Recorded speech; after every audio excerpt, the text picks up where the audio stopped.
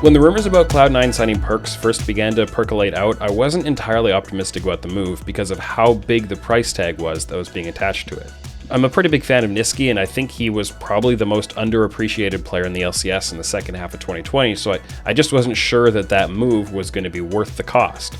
But the more I've thought about it, the more excited I've become about the ways that Perkz is going to unlock the best possible version of Cloud9, and the more confident I've become that Cloud9 is going to be the best team in the LCS all year long.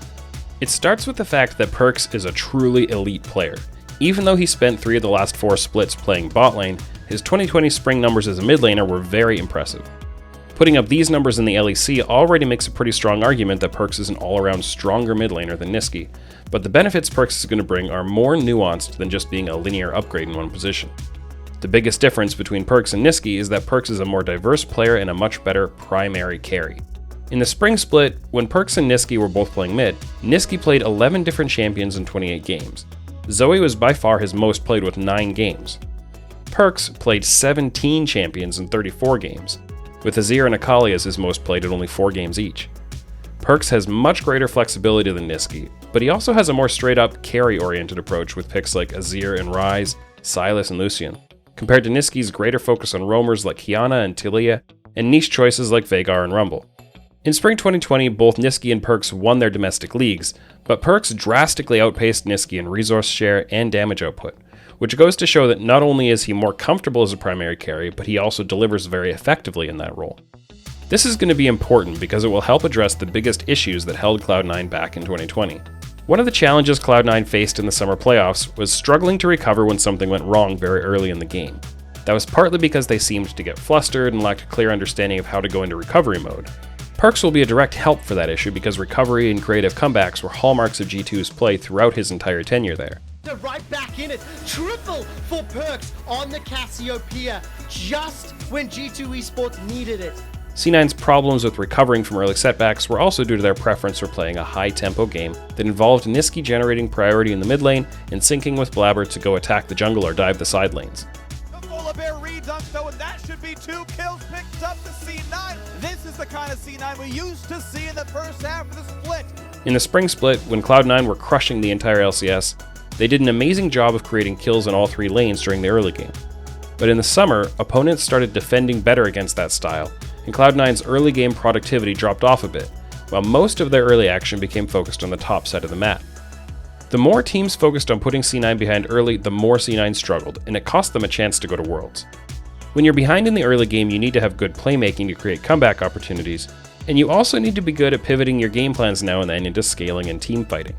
Nisqy was a good playmaker, but Perkz excels much more than Nisqy at playing the scaling teamfight champions like Azir and Ryze that give you that strategic flexibility.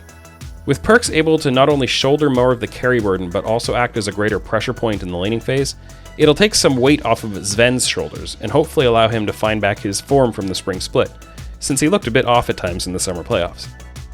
I know I'm focusing quite a bit on scaling and teamfighting, and since this is North America, you might be worried that C9 are going to turn into a passive, slow-paced, farm-first kind of team. But that's not what I'm saying at all. I'm pretty confident, in fact, that Cloud9 will be the best early-game team in the league. Look at the early-game stats their players were generating in 2020. Every member of C9, including their new rookie Fudge, has the skill and comfort to win their lanes, and the map awareness to continue playing through Blabber and investing resources into him as their biggest pressure point. This is a team that's going to play with pressure and play with pace and generate leads to run with. There may be a learning curve for Fudge in the LCS, but with Blabber and Perkz backing him up, I expect we'll see consistently good laning numbers out of him by mid-spring at the latest. Fudge isn't going to be a weak point, and this C9 roster isn't going to be pigeonholed into a narrow playstyle. Cloud9's 2021 roster has carry potential and playmaking in every single role.